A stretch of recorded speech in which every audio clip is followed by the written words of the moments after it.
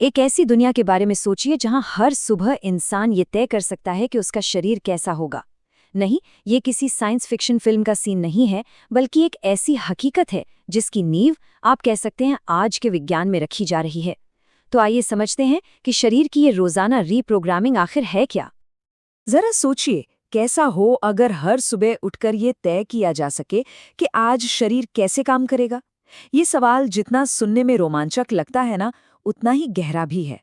चलिए इस संभावना की दुनिया में थोड़ा और उतर कर देखते हैं। तो सबसे पहला सवाल यही उठता है कि क्या ये सब सच में मुमकिन है? और इसका जवाब है हाँ, बिल्कुल। ये सिर्फ कोई हवाई कल्पना नहीं है, बल्कि इसके पीछे एक ठोस विज्ञान है जो इसे हकीकत बनाने की दिशा में काम कर रहा है। जो चीजें कल तक हमें सिर्फ कहानियों या फिल्मों में दिखती थीं, आज वो जीव विज्ञान की नई सरहद बन रही हैं। हम सच में उस दौर में कदम रख रहे हैं जहां अपने शरीर को प्रोग्राम करना एक हकीकत बन सकता है।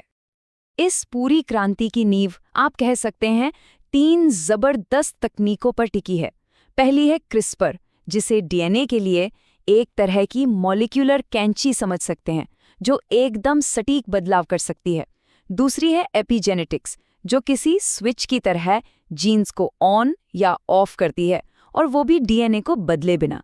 और तीसरी सिंथेटिक नैनोबॉट्स। ये वो छोटे छोटे रोबोट होंगे जो हमारी कोशिकाओं को नए निर्देश दे सकेंगे। और इन सब का आधार है एक बहुत ही कमाल का कॉन्सेप्ट, जिसे कहते हैं सेल्यूलर प्लास्टिसिटी।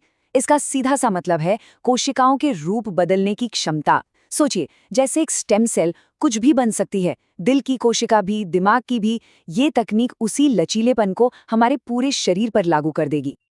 तो ठीक है, साइंस तो समझ आ गया, लेकिन जब ये तकनीक हकीकत बन जाएगी तो हमारी रोजमर्रा की जिंदगी कैसे दिखेगी? ये किसी व्यक्तिगत क्रांति से कम नहीं होगा, जहां जीवन को अपनी मर्जी के मुताबिक ढाला जा सकेगा। चलिए, इस भविष्य में एक दिन की कल्पना करते हैं। मान लीजिए सुबह उठते ही मेटाबॉलिज्म को तेज कर लिया ताकि दिन भर एनर्जी बनी रहे।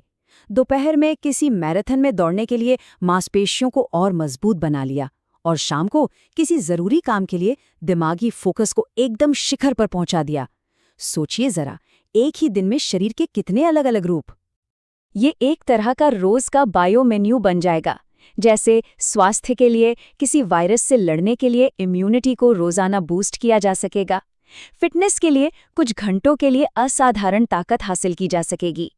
और तो और, किसी खास मौके के लिए बालों का रंग बदलना हो या किसी परीक्षा के लिए याददाश्त तेज करनी हो, सब कुछ संभव होगा। संभावनाएं सचमुच में अनंत हैं। लेकिन जब हर कोई ऐसा कर पाएगा तो समाज का क्या होगा? इसका असर सिर्फ हमारी व्यक्तिगत जिंदगी पर नहीं, बल्कि अर्थव्यवस्था से लेकर सामाजिक ताने बाने तक हर चीज पर पड़ेगा। यहीं से समाज में एक नई और शायद सबसे गहरी खाई पैदा होगी। एक तरफ होंगे वो लोग जो रोज खुद को अपग्रेड कर सकेंगे, ज्यादा ताकतवर, ज्यादा बुद्धिमान, और दूसरी तरफ वो जो अपनी प्राकृतिक जैविक सीमाओं में बंधे रहेंगे। ये सिर्फ अमीर और गरीब का फर्क नहीं होगा, बल्कि एक बायोलॉजिकल बंटवारा होगा। और इसका असर देखिए, हमारी दुनिया पूरी तरह से बदल जाएगी। अस्पताल अब दवाइयों की जगह बायो सॉफ्टवेयर अपडेट सेंटर बन जाएंगे। कंपनियां फोन के प्लान की तरह बॉडी अपडेट सब्सक्रिप्शन बेचेंगी। खेल सिर्फ मेहनत का नहीं रहेगा, बल्कि प्रोग्रामिंग का भी हो जाएगा।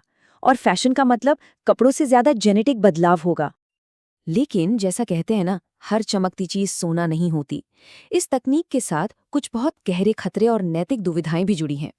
ये जो परफेक्शन की खोज है, ये खतरनाक भी साबित हो सकती है। इन खतरों में सबसे बड़ा है पहचान का संकट, मतलब मैं कौन हूं का सवाल ही खो जाएगा। लेकिन इसके अलावा बायोलॉजिकल गड़बड़ियों का भी एक गंभीर डर है। सोच कर देखिए, अगर रोजाना होने वाले इन बदलावों में कोई गड़बड़ हो गई, कोई अपडेट फेल हो गया, तो उसका अंजाम क्या होगा? और यहीं पर सबसे बड़ा दार्शनिक सवाल उठता है। अगर एक इंसान का शरीर और दिमाग रोज बदल रहा है, तो उसका असली स्व या उसकी पहचान कहाँ बचती है? क्या वो इंसान वही रहता है जो वो कल था? तो आखिर में सवाल ये है कि ये तकनीक इंसानियत को कहाँ ले जाएगी? ये सिर्फ एक टेक्नोलॉजिकल अपग्रेड नहीं होगा, बल्कि इंसान होने की परिभाषा ही हमेशा के लिए बदल देगा। इसका असर हमारी सभ्यता के हर पहलू पर होगा। युद्ध का मैदान ही बदल जाएगा, जहां सैनिकों को डर महसूस न करने के लिए प्रोग्राम किया जा सकेगा। शिक्षा का तरीका बदल जाएगा, जहां दिमाग को किसी विषय के लिए सीधे ट्यून किया जा सकेगा। यहाँ तक कि हमारे रिश्ते भी बदल जाएंगे, जहां लोग शायद एक दूसरे के लिए अपने गुण बदल सकेंगे। तो इस पूरे विश्लेषण का निचोड़ क्या है? सीधा सा है, जीव विज्ञान और सॉफ्टवेयर के बीच की जो लाइन है वो मिट जाएगी। इंसान एक मॉड्यूलर प्राणी बन जाएगा, जिसे किसी मशीन की तरह जरूरत के हिसाब से बदला जा सकेगा।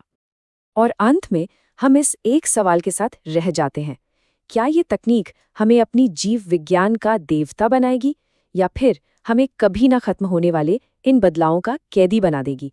इसका जवाब तो शायद भविष्य ही देगा।